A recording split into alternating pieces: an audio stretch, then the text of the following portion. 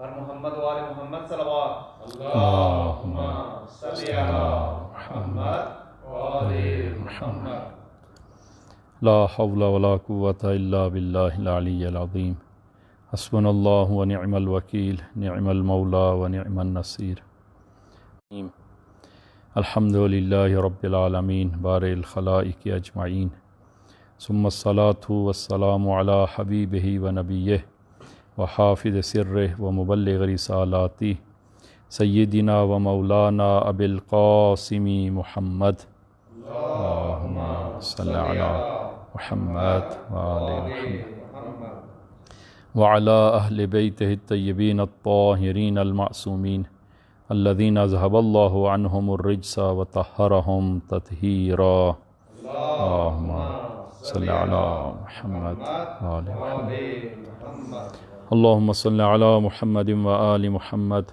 اللہم کل ولیک الحجۃ ابن الحسن صلواتک علیہ وعلی آبائی فی هذه الساعة وفی کل ساعة ولیا وحافظا وقائدا وناصرا ودلیلا وعینا حتی تسکنہ ارضک طوعا وتمتعہ فیہا طویلا بحق محمد وآلہ الطاہرین.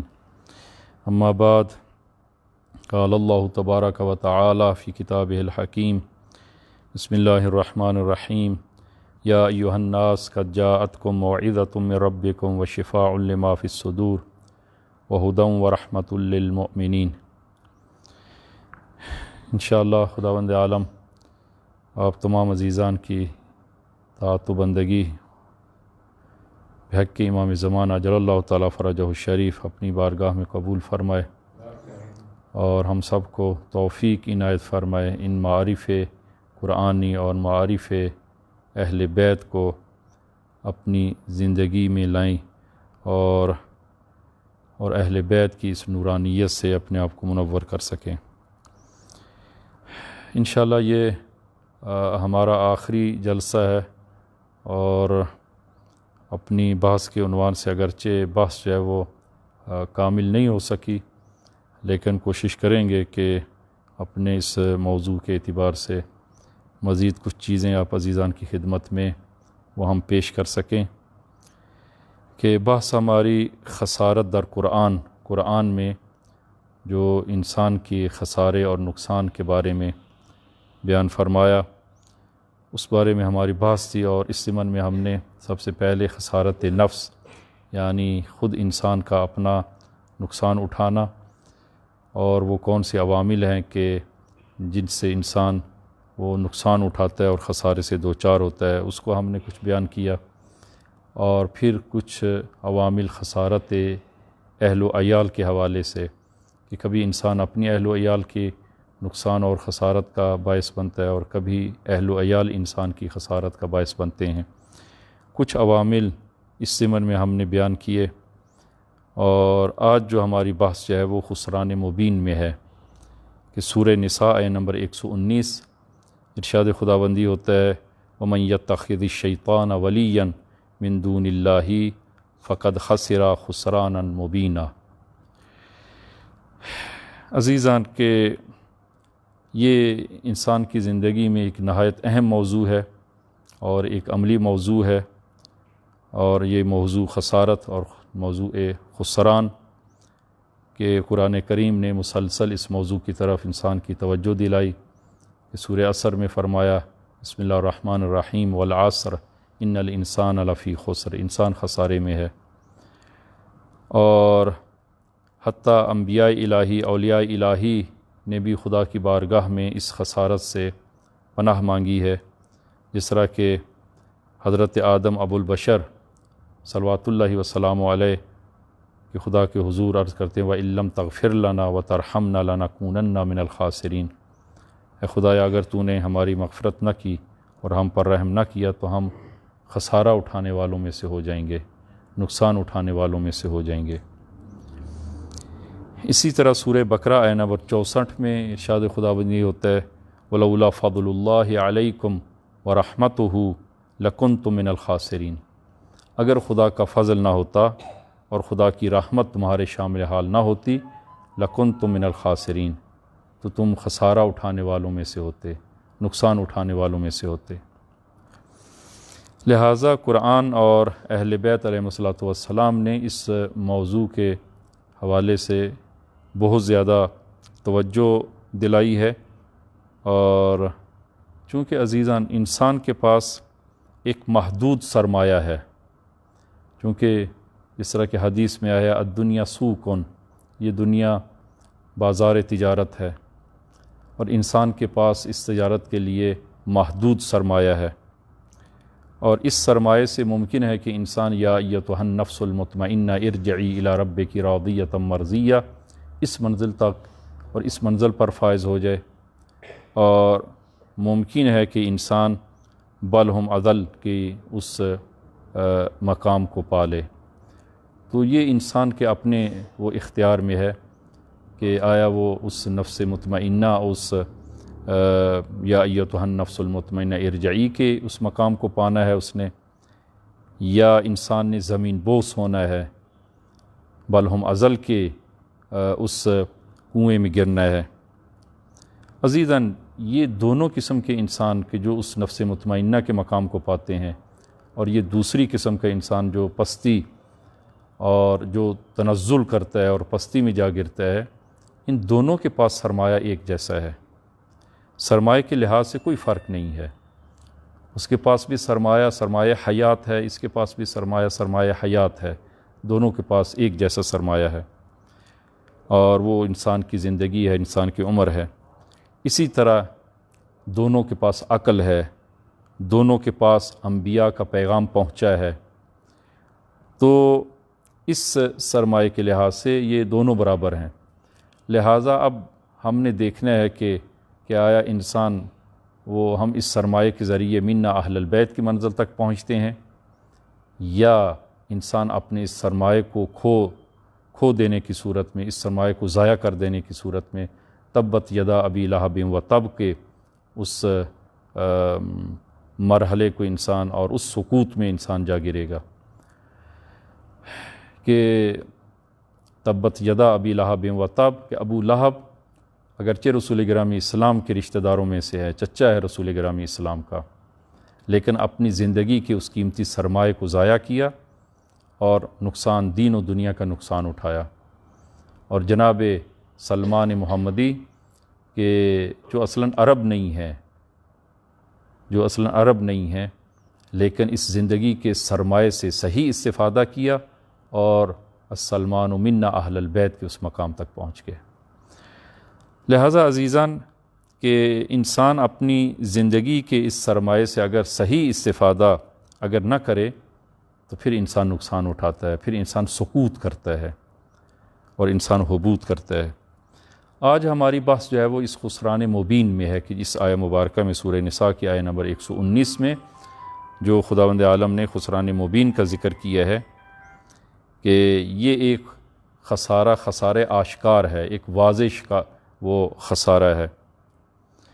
عزیزاً انسان کی زندگی میں خسارہ ہوتا ہے، نقصان ہوتا ہے، لیکن بعض اوقات انسان خود اس کی طرف متوجہ نہیں ہوتا، لیکن کبھی جو ہے وہ انسان 100 روپے کی چیز ایک خریدتا ہے اور اس کو 5 روپے میں اگر بیچ دے، یا اگر انسان کی وہ زندگی بالکل ختم ہو جائے، یا فرض کریں کہ انسان کا کاروبار ہے، انسان کا کارخانہ ہے، انسان کا گھر ہے، اور خدا نخواستہ آتش سوزی کی صورت میں اگر وہ خاکستر ہو جاتا ہے، تو اس کو ہر ایک سمجھتا ہے کہ یہ ایک بہت بڑا خسارہ ہے، حتیٰ ایک بچہ بھی سمجھتا ہے کہ یہ ایک خسارہ آشکار ہے، ایک واضح خسارہ ہے۔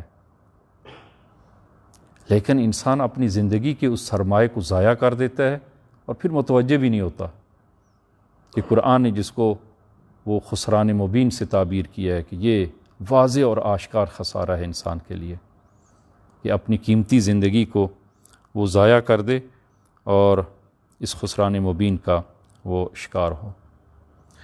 خوب عزیزان کہ خسران مبین کہ وہ عوامل کون سے ہیں، انسان کب خسران مبین کا شکار ہوتا ہے اور اس میں کب مبتلا ہوتا ہے، اور اس کے عوامل کیا ہیں۔ تو عزیزاً ایک اہم ترین عامل جو اس خسارے مبین کا اور اس واضح نقصان کا جو باعث بنتا ہے کہ وہی ابتدا میں جو آیہ مبارکہ کی تلاوت کی ہے سورہ نساء کی آیہ نمبر 119 کہ وَمَن يَتَّخِذِ الشَّيْطَانَ وَلِيًّا، کہ جو شیطان کو اپنا ولی قرار دے، اپنا سرپرست قرار دے، من دون اللہ، یعنی خدا کو چھوڑ کر شیطان کو اپنا سرپرست قرار دے، فقد خسر خسرانا مبینہ، اس نے وہ خسران مبین کا یہ شکار ہو گیا ہے اور یہ واضح خسارے میں مبتلا ہو گیا ہے۔ لہذا عزیزاً آپ قرآن کی اس تعبیر پر توجہ فرمائیں کہ ارشاد خداوندی ہوتا ہے کہ جو بھی شیطان کو اپنا سرپرست قرار دے، قرآن یہ نہیں فرما رہا کہ جس کا شیطان سرپرست ہو جائے، قرآن نے یہ نہیں کہا، کیوں؟ اس لیے کہ شیطان کسی پر مسلط نہیں ہوتا، شیطان کسی پر مسلط نہیں ہے کہ انسان وہ مجبور ہو جائے شیطان کے اس تسلط کے نتیجے میں اور شیطان کے اس حربوں میں انسان مجبور ہو جائے، نہ، شیطان کسی کو مجبور نہیں کرتا، شیطان کا کام ہے وسوسہ کرنا اور وسوسہ دینا۔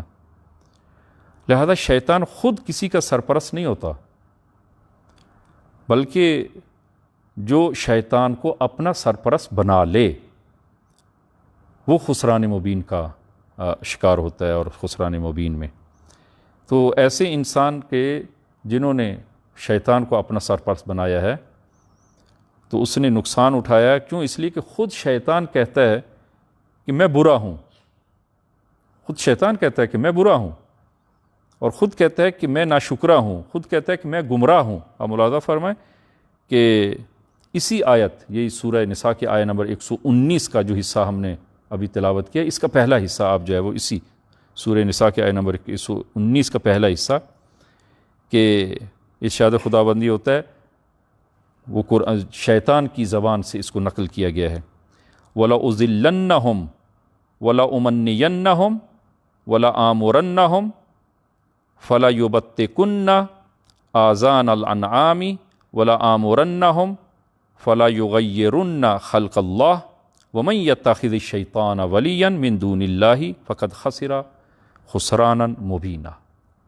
آیت کا پہلا حصہ ملاحظہ کریں کہ شیطان کہتا ہے کہ میں انہیں ضرور گمراہ کروں گا، وَلَأُضِلَّنَّهُمْ، کہ میں حتماً اور ضرور ان کو گمراہ کروں گا، اور انہیں آرزوؤں میں مبتلا رکھوں گا، وَلَأُمَنِّيَنَّهُمْ، میں انہی کی آرزوؤں میں اور تمناؤں میں ان کو مبتلا رکھوں گا، اور پھر کہتا ہے کہ میں انہیں حکم دوں گا تو یہ ضرور جانوروں کے کان پھاڑیں گے۔ یہ وہ مشرکین مکہ کی اس وہ عمل کی طرف جو ہے وہ اشارہ ہے کہ مشرکین مکہ وہ حیوانات کے کانوں کو کاٹ دیتے تھے، تو اس کی طرف جو ہے وہ اشارہ کہ وَلَآمُرَنَّهُمْ فَلَيُبَتِّكُنَّ آذَانَ الْأَنْعَامِ، میں انہیں حکم دوں گا تو وہ ضرور جانوروں کے کان پھاڑیں گے، اور میں انہیں حکم دوں گا تو وہ اللہ کی بنائی ہوئی صورت میں ضرور رد و بدل کریں گے۔ یہ وَلَآمُرَنَّهُمْ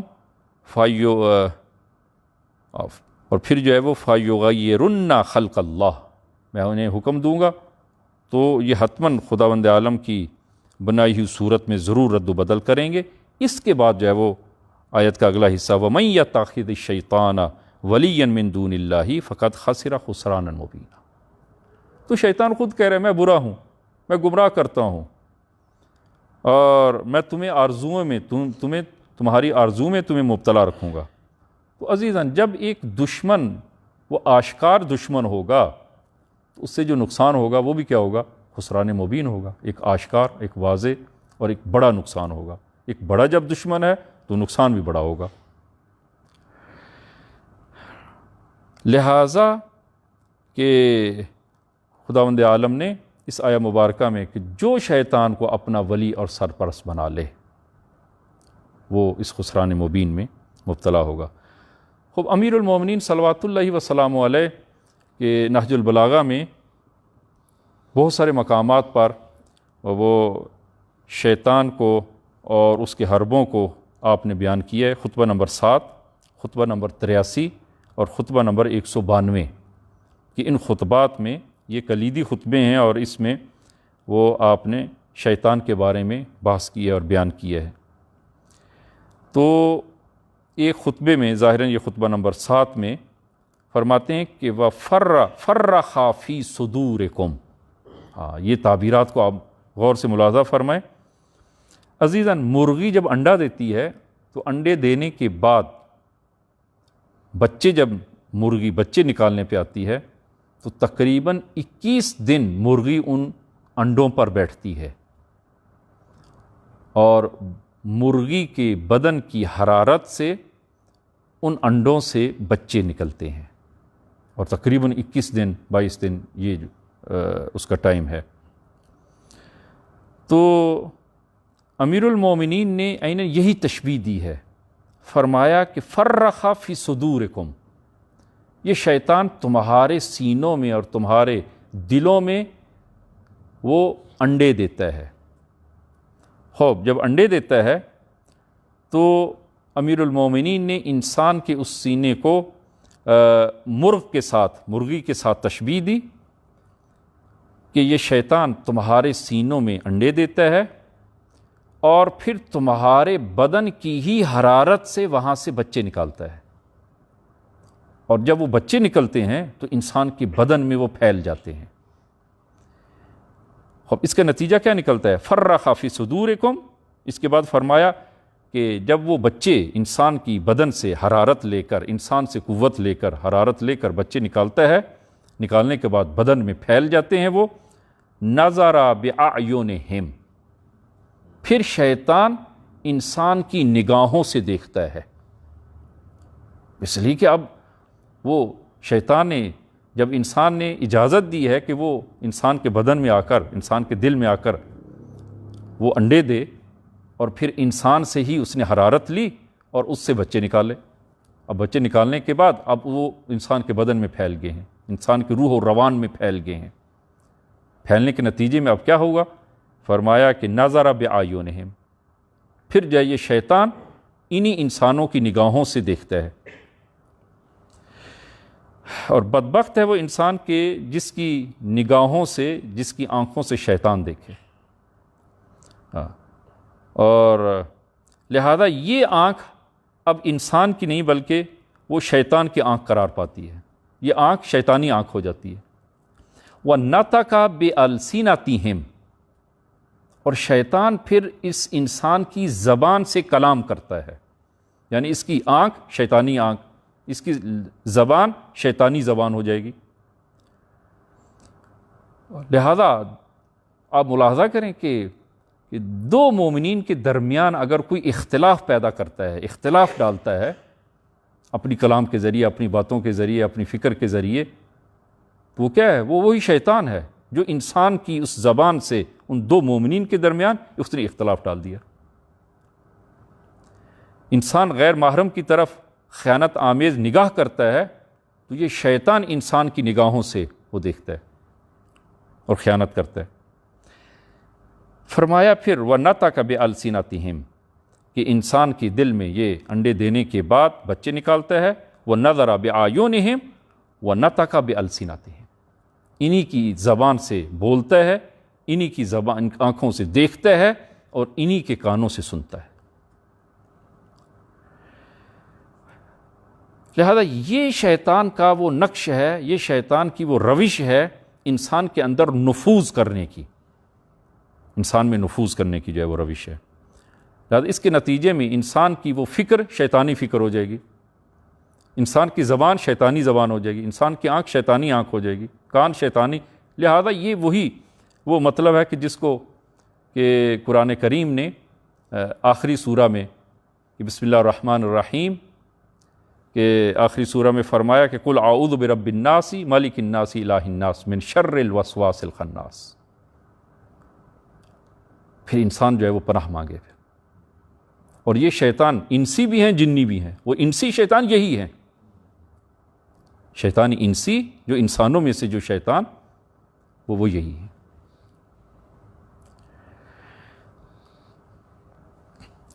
حضرت نوح علیہ نبینا علیہ الصلوۃ والسلام کہ جب کشتی طوفان نوح کے بعد کشتی زمین پر وہ اس نے قرار پایا اور زمین پر لنگر انداز ہوئی، تو خشکی پر جب حضرت نوح علیہ نبینا علیہ الصلوۃ والسلام تشریف لائے تو شیطان بھی آ گیا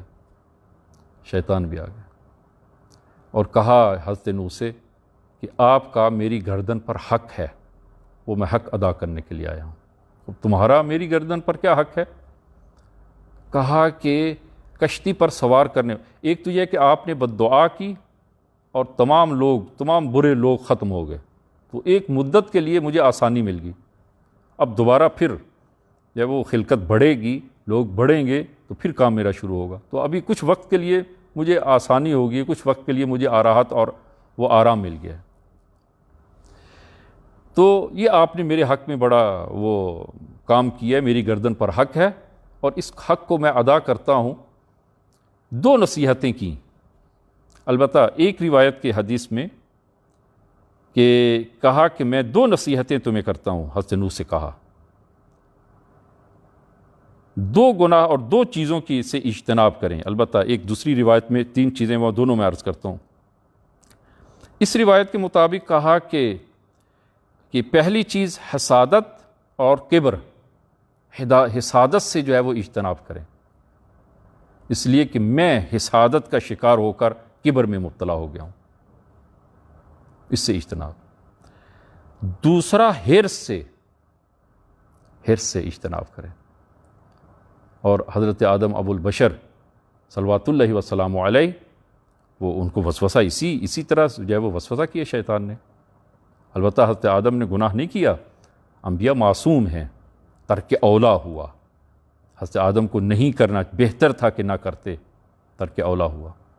دوسری حدیث میں جو امام باقر صلوات اللہ وسلام علیہ سے یہ حدیث ہے، اور مستدرک جلد نمبر 14 میں اور خصال جلد نمبر 1 میں، اور اسی طرح باقی کتب میں بھی یہ حدیث ہے کہ قال الباقر علیہ الصلوۃ والسلام فلما دعا نوح ربہ عز وجل علی قومہ، کہ جب آپ نے وہ اپنی قوم کے لیے بد دعا کی اور پھر عذاب آیا، اور پھر اس کے بعد تو اتاہ ابلیس آیا حضرت نوح کے پاس، تو کہا کہ یا نوح اذکرنی فی ثلاث مواطن، 3 مقامات پر مجھے ہمیشہ یاد رکھیں، 3 مقامات۔ فإنی اقرب ما اکون الی العبد، کہ میں انسان کے نہایت قریب ہوتا ہوں ان 3 حالات میں، انسان کے بہت قریب ہوتا ہوں۔ اذا کان فی احداہن، جب ان 3 میں سے کوئی ایک مورد پیش آئے تو میں انسان کے نہایت قریب ہوتا ہوں۔ تو اذکرنی اذا غضبت، جب تمہیں غضب آئے تو مجھے نہیں بھولنا، وہاں پر میں ہوں گا۔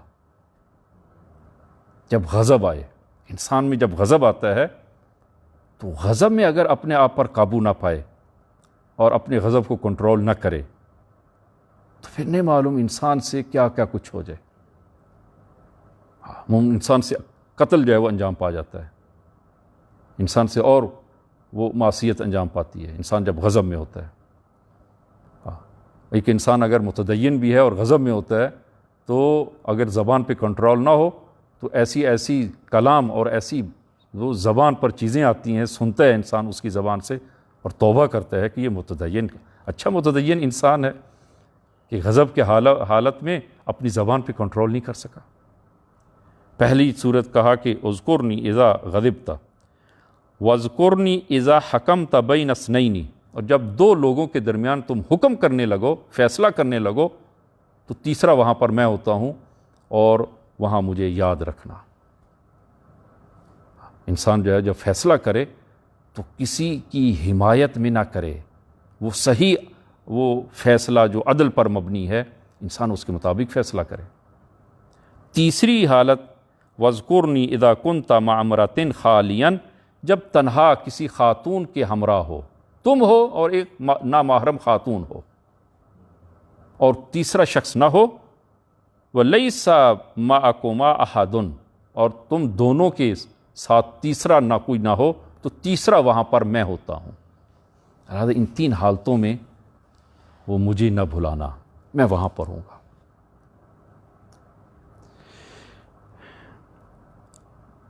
خوب عزیزان، یہ تو شیطان کا وہ کردار ہے اور شیطان کا وہ نفوذ ہے جو انسان میں وسوسے کا باعث بنتا ہے، اور اگر شیطان کو انسان اپنا ولی اور سرپرست بنا لے، فرمایا کہ یہ خسران مبین ہے۔ اب کیسے جو ہے وہ اس سے ہم نکلیں؟ کیسے نکلیں؟ پہلا کام یہ ہے کہ رسول گرامی اسلام صلی اللہ علیہ وآلہ وسلم سے فرمایا کہ جو شخص زندگی میں ہر کام سے پہلے بسم اللہ پڑھتا ہے، جو کام کرتا ہے اس کو بسم اللہ سے شروع کرے، بسم اللہ سے اس کو جو ہے وہ آغاز کرے، تو شیطان لاغر ہو جاتا ہے، کمزور ہو جاتا ہے۔ اور بسم اللہ کا فقط عزیزان یہ نہیں ہے کہ انسان کوئی کام کرنا چاہے تو اس کو جو ہے وہ بسم اللہ لے کے بسم اللہ ہمیشہ وہیں پر ہوتی جو کام صحیح ہو، اور بسم اللہ کی غرض یہی ہے کہ انسان خدا کی یاد میں ہو، خدا کے ذکر میں ہو، خدا کی طرف متوجہ ہو، اور جب خدا کی طرف متوجہ ہوگا تو پھر انسان غلط اس کام کی طرف ہاتھ نہیں بڑھیں گے، غلط کام کی طرف ہاتھ نہیں بڑھیں گے۔ توجہ الی اللہ، بسم اللہ یعنی خدا کی طرف توجہ ہو، خدا کے رحمان و رحیم نام کے ساتھ اس کام کو شروع کرے، اور وہ پھر کام جو خدا کے نام سے شروع کیا جائے تو حتماً وہ کام جائز ہے، وہ شرعی ہوگا، وہ صحیح ہوگا۔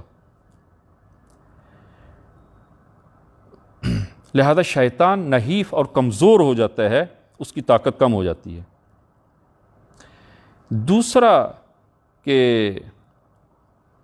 ایک حدیث امام صادق صلوات اللہ وسلام علیہ سے حدیث ہے، اور شاید یہ حدیث ہمارے لیے شیطان کے مقابلہ کرنے کے لیے مفید ہو اور کارساز ہو، کہ ہم شیطان کے وسوسوں کا، شیطان کے اس نفوذ کا ہم مقابلہ کر سکیں۔ اور اس حدیث میں امام صادق صلوات اللہ وسلام علیہ فرماتے ہیں کہ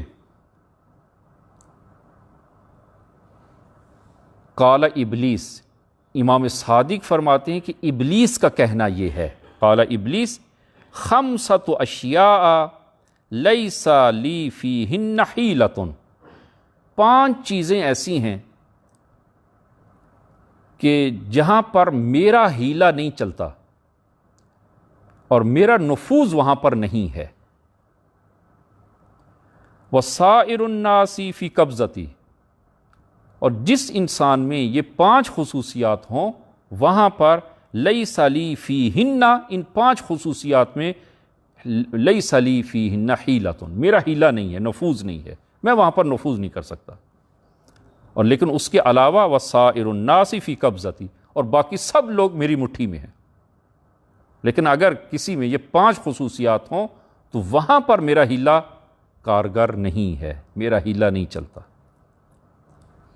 وہ 5 چیزیں عزیزان، اگر وقت ہو تو میں وہ 5 کی 5 جو ہے وہ آپ عزیزان کی خدمت میں پیش کر سکوں۔ پہلی چیز، پہلی خصوصیت جو ایک بندے مومن میں ہو اور شیطان کا وہاں پر نفوذ نہ ہو سکے اور اس کا ہیلا نہ چل سکے، وہ یہ ہے کہ من اعتصم باللہ عن نیت خاص صادقۃ واتکل علیہ فی جمیع امورہ۔ پہلی جو ہے وہ خصوصیت وہ یہ ہے کہ جس کا بھروسہ خداوند عالم پر ہو، من اعتصم باللہ عن نیت صادقہ، جو خالص اور پاکیزہ نیت کے ساتھ خدا پر اعتماد کرے۔ بس پہلی چیز جو ہے وہ عزیزان نیت خالص ہے، نیت صادقانہ ہے۔ صادقانہ انسان جو کام انجام دیتا ہے اس کا انگیزہ، اس کا ہدف اور اس کی نیت خالصانہ، وہ خالصانہ خدا کے لیے ہو، وہ خدا کے لیے کام کرے۔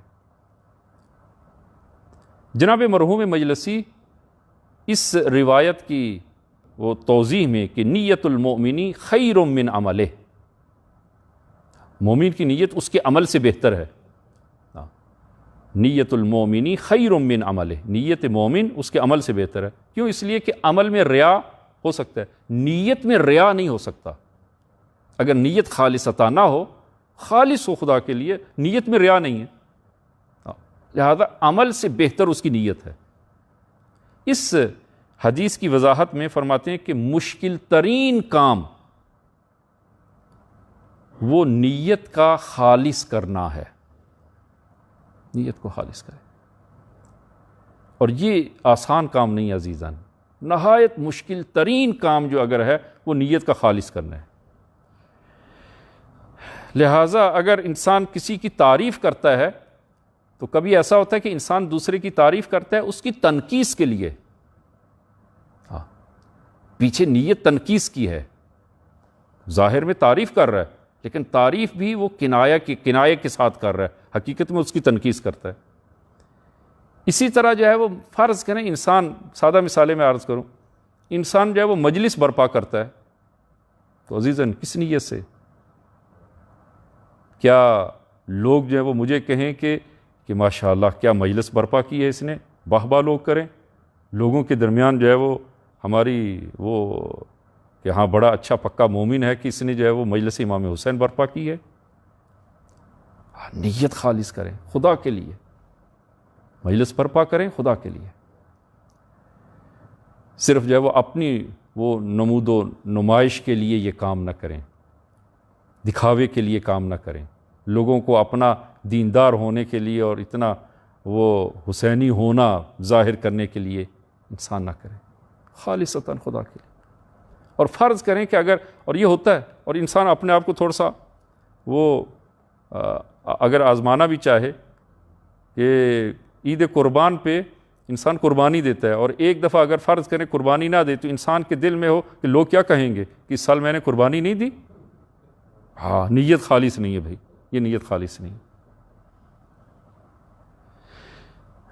یا اسی طرح جو ہے وہ سالانہ انسان مجلس کرتا ہے، ایک سال مجلس نہ کریں اور کہیں کہ لوگ کیا کہیں گے کہ ہم نے مجلس اس سال نہیں کروائی، کیا کہیں گے لوگ. نیت کو خالص کریں خدا کے لیے، جو ہے وہ کام کریں، جو کام بھی انسان کرے خدا کے لیے ہو. اور شیطان جو ہے وہ خود شیطان کا کہنا یہ، سورہ نحل آیہ نمبر 99 ملاحظہ فرمائیں کہ اِنَّهُ لَيْسَ لَهُ سُلْطَانٌ عَلَى الَّذِينَ، خداوند عالم فرماتا ہے کہ لَيْسَ لَهُ، اِنَّهُ لَيْسَ لَهُ سُلْطَانٌ، شیطان کا کسی پر کوئی تسلط نہیں ہے، عَلَى الَّذِينَ آمَنُوا، کن لوگوں پر شیطان کا نفوذ اور تسلط نہیں ہے؟ ان لوگوں پر کہ جو ایمان لائیں، پہلی شرط ایمان، وَعَلَى رَبِّهِمْ يَتَوَكَّلُونَ، اور دوسرا یہ کہ ایمان، اور دوسرا خداوند عالم پر توکل کرے. اور توکل وہیں پر ہے جو خالصتاً خدا کے لیے ہو، خدا کے لیے خاص ہو. ان دو کہ ایمان رکھتا ہو اور خدا پر توکل ہو، شیطان کا ان پر کوئی تسلط نہیں ہو سکتا. لہذا عزیزان خداوند عالم انسانوں کی اور لوگوں کی کہ وہ اعمال کی طرف نہیں دیکھتا، نماز اور روزہ اور حج اور زکوٰۃ اور زیارات اور مجالس، ان کی طرف نہیں دیکھتا، اور نہ ہی جو ہے وہ لوگوں کے چہروں کی طرف دیکھتا ہے، بلکہ کہ کیا یہ خداوند عالم کے نزدیک جو ہے وہ چہرے ملاک نہیں ہے، یہ سیاہ فام ہے، سفید روح ہے، یا عرب ہے، عجم ہے، کیا ہے. نا، حدیث ہے فرمایا ان اللہ لا ينظر الى صورکم ولا ينظر الى اعمالکم، نہ تمہاری صورتوں کو دیکھتا ہے نہ تمہارے اعمال کو دیکھتا ہے، ولکن ينظر الى قلوبکم واعمالکم، اعمال یعنی خالصتاً وہی تمہارے دلوں کو دیکھتا ہے، یہ عمل تم نے کس کے لیے کیا ہے. لہذا ایک عمل اگر خدا کی بارگاہ میں قبول ہو جائے اور جو خالصتاً خدا کے لیے ہو اور خدا اسے قبول کرے، وہ پھر عمل چھوٹا نہیں رہتا، بڑا ہو جاتا ہے. اور ایک بڑا عمل جو خدا کے لیے نہ ہو پھر وہ بڑا نہیں ہے، وہ چھوٹا بھی نہیں ہے، بلکہ کچھ نہیں ہے، اس لیے کہ خدا کی بارگاہ میں قبول نہیں ہے. وہ عزیزاً خلوص کی مثال آپ وہ بزرگان اور علماء میں ایک مثال آپ کو دوں جو واقعاً خلوص کی اس منزل پہ فائز تھے. جناب مرحوم شیخ عباس قمی، ہم مفاتیح الجنان جن کی ہم ہمیشہ وہ ہمارے ہاتھ میں ہوتی ہے، عجیب خلوص تھا. ایک واقعہ ہم نے گزشتہ جو ہے وہ بیان کیا تھا اسی مفاتیح کے حوالے سے کہ مفاتیح کو شائع کرنے کے لیے دیا، پھر واپس لے لیا، 1 سال کے بعد دوبارہ دیا، اور جب پوچھا کہ آپ نے یہ ایسا کیوں کیا، کہا کہ میں نے خود عمل نہیں، میں چاہتا ہوں کہ میں خود پوری اس کتاب پر عمل کروں اور پھر اس کو شائع کریں. لہذا اس پوری کتاب پر وہ تمام جو اعمال ہیں میں نے خود اس پہ عمل کیا ہے. تبھی خداوند عالم نے اس کو برکت دی ہے، وہ عظمت دی ہے اس کتاب کو.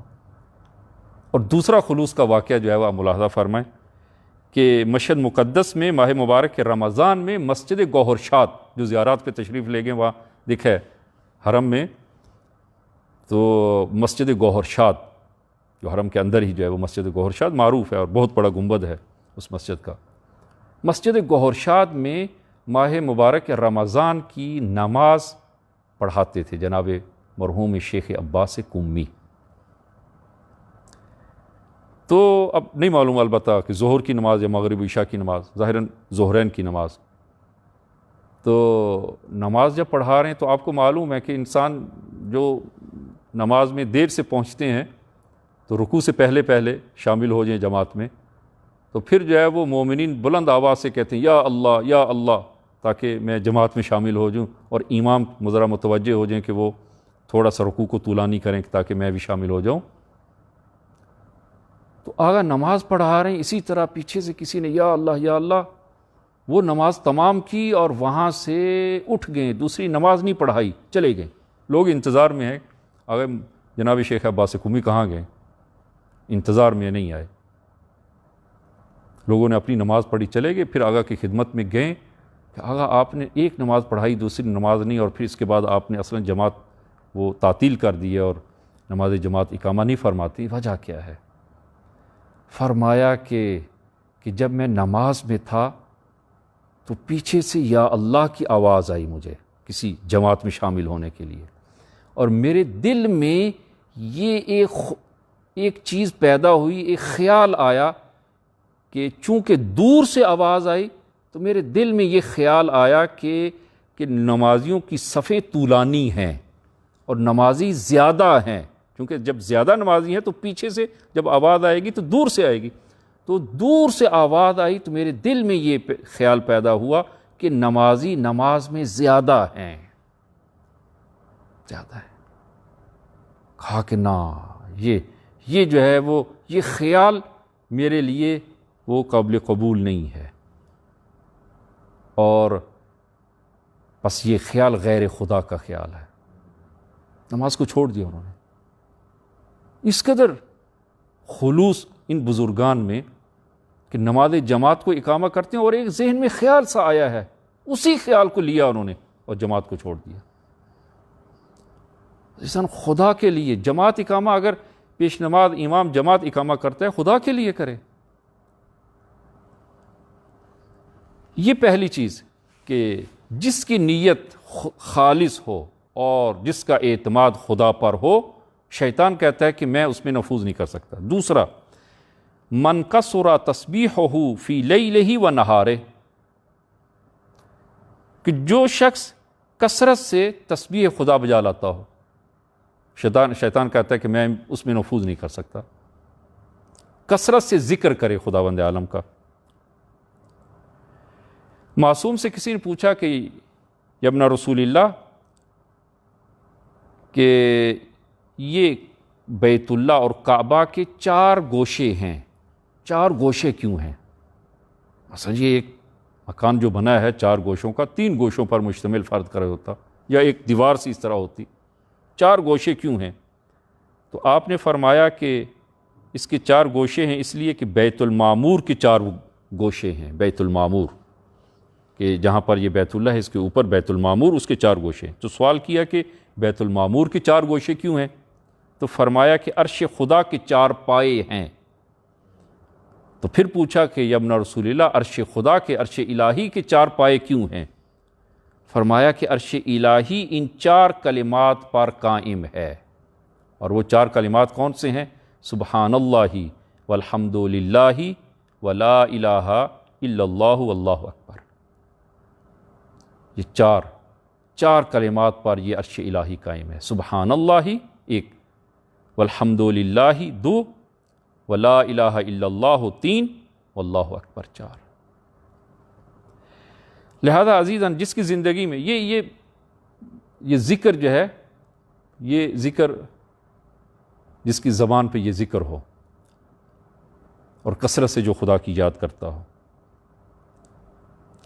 حضرت عیسیٰ علی نبینا علیہ الصلاۃ والسلام کہ جب آپ نے اپنی دعوت کا آغاز کیا تو شیطان حضرت عیسیٰ کے پاس آتا ہے اور حضرت عیسیٰ سے کہتا ہے کہ اے عیسیٰ، آپ خود خدا ہیں، آپ خود خدا ہیں۔ آپ جو ہے وہ کیوں کہتے ہیں کہ میں خدا کا بھیجا ہوا نبی ہوں؟ آپ کہیں میں خود خدا ہوں۔ کیوں؟ اس لیے کہ آپ مردوں کو زندہ کرتے ہیں، اور اسی طرح آپ مریض جو ہیں ان کو شفا دیتے ہیں، جو نابینا ہیں ان کو آپ بینائی دیتے ہیں، اور آپ کے باپ بھی نہیں ہیں، تو پھر آپ خود خدا ہیں، خود الہ ہیں، نعوذ باللہ مثلا۔ جس طرح کہ آج مسیحیت جو ہے وہ اسی کی قائل ہے، مسیحیت جو ہے وہ تثلیث کی جو ہے وہ قائل ہے، اور حضرت عیسیٰ علیہ نبینا علیہ الصلاۃ والسلام کو وہ عجیب و غریب جو ہے وہ ان کا نظریہ تثلیث کا، حضرت عیسیٰ جو ہے وہ ان کی الوہیت کے جو ہے وہ قائل ہو گئے، اور جو بھی خداوند عالم کے علاوہ جو بھی کسی کی الوہیت کا قائل ہو وہ شرک میں مبتلا ہے، چاہے اس میں حضرت عیسیٰ ہوں یا رسول گرامی اسلام ہوں یا اہل بیت علیہ الصلاۃ والسلام میں سے کسی معصوم کی الوہیت کا کوئی قائل ہو یا کسی کے رب ہونے کا قائل ہو۔ یہ عقیدہ وہی مسیحیت سے بدتر عقیدہ ہے یہ۔ پھر تو حضرت عیسیٰ علیہ نبینا علیہ الصلاۃ والسلام نے وہ شیطان کو اپنے سے دور کرنے کی کوشش کی۔ جب شیطان دور نہ ہوا تو حضرت نے یہی ذکر پڑھا، سبحان اللہ والحمد للہ ولا الہ الا اللہ واللہ اکبر۔ آپ نے یہی ذکر پڑھا اور شیطان دور ہو گیا۔ لہذا ائمہ اطہار علیہ الصلاۃ والسلام کی زندگی میں ملتا ہے کہ کبھی آپ اس مستحبی نماز میں کبھی ایسا ہوتا ہے کہ آپ اس ذکر کو 500 مرتبہ اس ذکر کو پڑھتے، رکوع میں سجود میں 500 مرتبہ اس ذکر کو۔ پس جس کی زندگی میں وہ ذکر ہو اور کثرت سے ذکر ہو، فرمایا کہ وہ شیطان اس میں نفوذ نہیں کر سکتا۔ تیسرا، من رضی لأخیہ ما یرضاہ لنفسہ، بہت بڑی بات ہے یہ عزیزان، کہ من رضی لأخیہ ما یرضاہ لنفسہ، انسان جو کچھ اپنے لیے پسند کرتا ہے اپنے مومن بھائی کے لیے وہی پسند کرے۔ تو میں اختصار سے عرض کروں کہ عزیزان، کیا میں اپنے لیے غیبت کو پسند کروں گا کہ میری کوئی غیبت کرے، بس میں بھی غیبت نہ کروں؟ کیا میں وہ جھوٹ کو پسند کروں گا؟ نہیں کرتا اپنے لیے، بس جھوٹ نہ بولوں۔ کیا میں پسند کروں گا کہ میری ناموس کی طرف کوئی نگاہ کرے؟ جب میں خود پسند نہیں کرتا تو پھر جو ہے وہ دوسرے مومن بھائیوں کی ناموس کی طرف نگاہ کیوں کروں؟ نگاہ نہ کروں۔ جو اپنے لیے پسند کرتا ہوں وہی دوسروں کے لیے پسند کروں، جو اپنے لیے ناپسند ہے وہ دوسروں کے لیے اس کو جو ہے وہ ناپسند کروں۔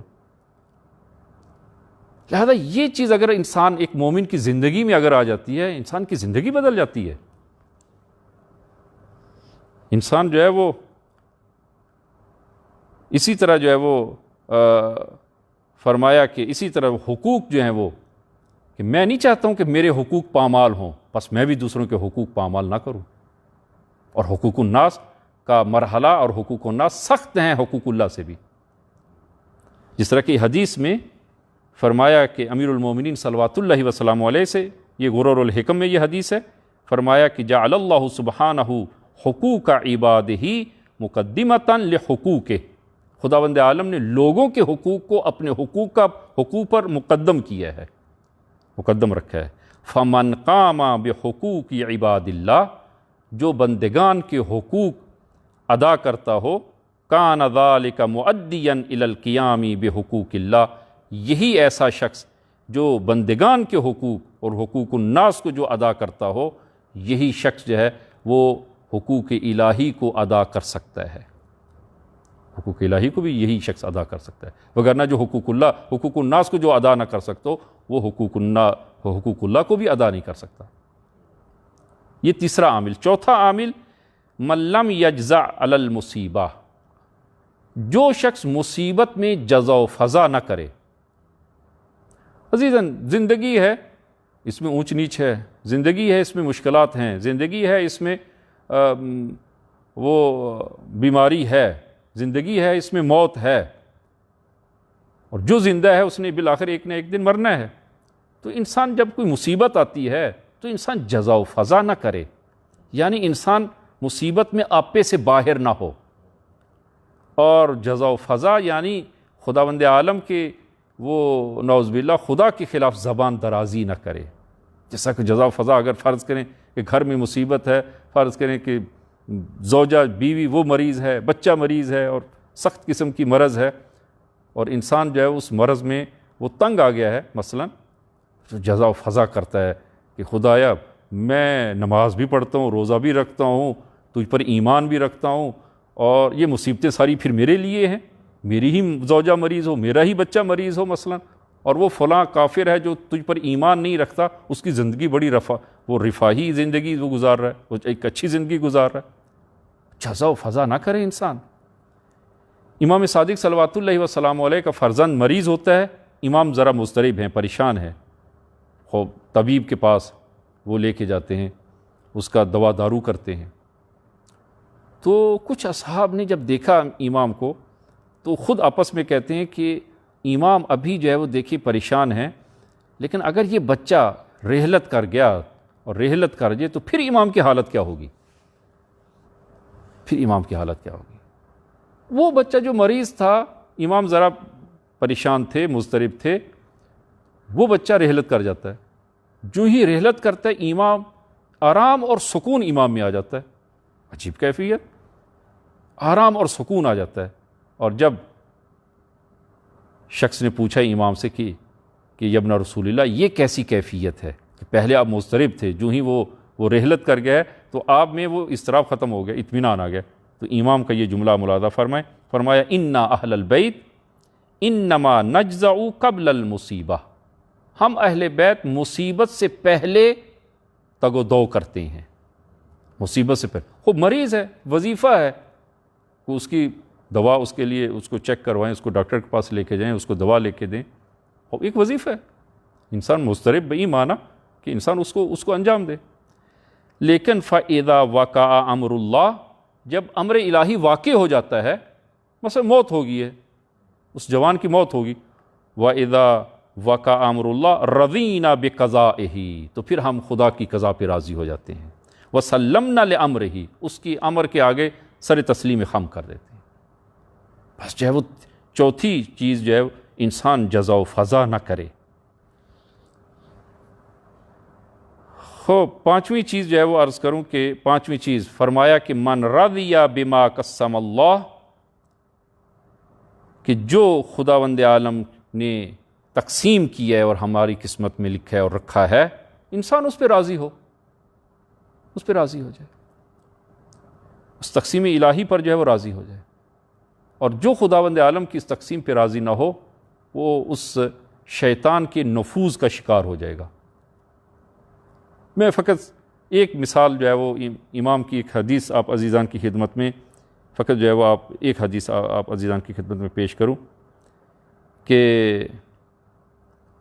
رسول گرامی اسلام سے البتہ ایک ہے کہ رسول گرامی اسلام نے اپنی پوری زندگی میں یہ جملہ آپ کی زبان پر نہیں آیا۔ حدیث میں یہ ہے کہ ما قال رسول اللہ صلی اللہ علیہ وآلہ قط، کبھی بھی آپ کی زبان پر یہ جملہ نہیں آیا کہ اگر ایسا نہ ہوتا تو یہ اچھا ہوتا، بلکہ ہمیشہ یہ فرمایا کہ الحمدللہ یہی تقدیر الہی ہے۔ جو چیز بھی زندگی میں پیش آئی ہے آپ نے کبھی نہیں فرمایا، کبھی نہیں کہا کہ اگر ایسا نہ ہوتا تو اچھا ہوتا، نہ، ہمیشہ فرمایا کہا الحمدللہ یہی تقدیر الہی ہے، الحمدللہ۔ ایک شخص امام صادق صلوات اللہ وسلام علیہ کی خدمت میں بیٹھا ہے کہ اس کو اطلاع دی کہ تمہاری زوجہ نے وضع حمل کیا ہے، بچہ جنا ہے۔ پھر دوبارہ جو ہے وہ اطلاع دی کہ بیٹی پیدا ہوئی ہے۔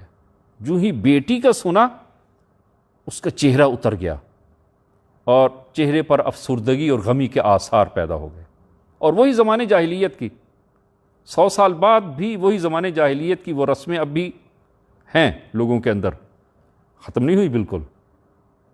زمانے جاہلیت میں اسی طرح جب قرآن نے جو ہے وہ بیان فرمایا کہ جب کسی کو اطلاع دی جاتی کہ تمہارے یہاں بیٹی ہوئی ہے تو ان کے چہرے زرد ہو جاتے شرمندگی سے اور افسردگی سے. تو وہی کیفیت پیدا ہوئی. امام نے اس کے چہرے کو پڑھا، دیکھا، اور پھر امام نے فرمایا کہ بیٹی کی خبر سن کر افسردہ ہو گیا.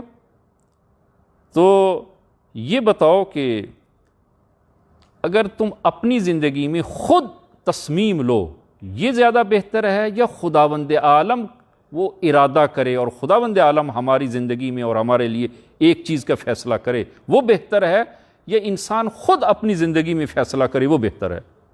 اور چونکہ مسلمان ہے، مومن ہے، تو وہ عرض کرتے ہیں یا ابن رسول اللہ خداوند عالم کا فیصلہ بہتر ہے. تو فرمایا کہ اگر خداوند عالم کا فیصلہ بہتر ہے تو خداوند عالم نے فیصلہ تمہارے بارے میں یہ کیا ہے کہ تمہیں بیٹی عنایت کرے، اور تم خداوند عالم کی اس فیصلے پہ راضی نہیں ہو کہ تم کہتے ہو کہ بیٹا پیدا ہو. گویا تم خدا کے فیصلے پہ راضی نہیں ہو، اس تقدیر الہی پہ راضی نہیں ہو. لہذا فرمایا کہ کما خلقتہن، کہ جس طرح میں نے بیٹیوں کو خلق کیا ہے میں ان کی روزی میں خود دیتا ہوں، ان کی روزی میں خود دیتا ہوں. خداوند عالم کی پانچویں چیز جو ہے وہ کہ من رضی بما قسم اللہ، خداوند عالم نے جو تقسیم کیا ہے انسان اس پہ راضی ہو. اور جب انسان جو ہے وہ راضی ہوگا تو عزیزان یہ پانچ چیزیں جس مومن کی زندگی میں ہوں گی، آخری نتیجہ جو ہے وہ نتیجہ گیری ہم کرتے ہیں اس حدیث سے کہ جب کوئی مصیبت آنا چاہتی ہے اور مصیبت کے ذریعے شیطان انسان میں جزا و فضا کے ذریعے نفوذ کرنا چاہتا ہے تو یہ مومن جزا و فضا نہیں کرتا، بس شیطان کے راستہ، نفوذ کا راستہ بند کر دیا اس نے. اسی طرح غیبت کے ذریعے وہ نفوذ کرنا چاہتا ہے انسان میں، لیکن یہ شخص جو اپنے لیے پسند کرتا ہے دوسروں کے لیے وہی پسند کرتا ہے. تو اپنے لیے، اور جو اپنے لیے پسند نہیں کرتا ناپسند ہے، اور دوسروں کے لیے وہی ناپسند ہے. تو چونکہ اپنے لیے وہ غیبت کو ناپسند کرتا ہے، مومن کے لیے غیبت کو ناپسند کرے گا، لہذا اس راستے سے بھی شیطان نفوذ نہیں کرے گا. تیسرا، زبان کے ذریعے اگر شیطان نفوذ کرنا چاہے تو اس کی زبان، مومن کی زبان ہمیشہ ذکر الہی میں گویا ہے، مومن کی زبان پر ذکر ہے، پس زبان کے ذریعے نفوذ نہیں کر سکتا. اور اگر نیت کے ذریعے نفوذ کرنا چاہے شیطان تو نیت اس کی خالص ہے، نیت خالص ہے. پس شیطان کے نفوذ کے وہ تمام راستے بند کر دیے ہیں. جب بند کر دیے ہیں تو شیطان خود کہتا ہے کہ خمس اشیاء لیس لی فیہن حیلہ، جس میں یہ پانچ خصوصیات ہوں میرا اس پر کوئی نفوذ نہیں ہے، میں اس میں نفوذ نہیں کر سکتا. وَسَائِرُ النَّاسِ فِي قَبْضَتِي، اور باقی لوگ سب میری مٹھی میں ہیں. تو عزیزان یہ پانچ چیزیں اگر ایک مومن ہم اپنی زندگی میں پیدا کر لیں تو شیطان نفوذ نہیں کر سکے گا. اور جب شیطان نفوذ نہیں کر سکے گا تو شیطان کو ہم نے اپنا ولی اور سرپرست نہیں بنایا. انسان اس خسران اور گھاٹے سے نجات پائے گا. لہذا فرمایا کہ وَمَن يَتَّخِذِ الشَّيْطَانَ وَلِيًّا مِن دُونِ اللَّهِ فَقَدْ خَسِرَ خُسْرَانًا مُبِينًا، کہ جس نے بھی شیطان کو اپنا ولی اور سرپرست بنا لیا فقد خسر خسرانا مبینہ، کہ انشاءاللہ خداوند عالم ہم سب کو اس خسران مبین سے نجات عنایت فرمائے. اور اگر آج آخر ماہ مبارک رمضان ہو تو پھر بھی آج ہمارا آخری جلسہ ہے یہ، اور انشاءاللہ خداوند عالم اس ماہ مبارک رمضان کو تمام مومنین کے اس اطاعت اور بندگی کو اور روزوں کو خداوند عالم اپنی بارگاہ میں قبول فرمائے، اور وہ صحیح معنوں میں وہ اطاعت اور بندگی ہم سب کو عنایت فرمائے. اور عید کی وہ خوشیاں تمام مومنین کو اور تمام مسلمین کو خداوند عالم عنایت فرمائے. اور خصوصاً جو مریض ہیں خداوند عالم بحق زہرا، بحق امام زمان، ان تمام مریضان اسلام کو صحت و سلامتی عنایت فرمائے. اور خدایا بحق امیر المومنین و بحق امام زمان ہم سب کو مخلص ترین شیعہ یعنی امیر المومنین میں سے قرار دے، اور قیامت کے دن امیر المومنین ہم سب کی شفاعت کریں. اور امام زمان کو ہم سے راضی و خوشنود فرمائے، اور خدایا بحق کے امام زمان خود امام زمان کے ظہور میں تعجیل فرما، اور ہم سب کو ان کے یار و انصار میں محشور فرما۔ السلام علیکم ورحمۃ اللہ وبرکاتہ۔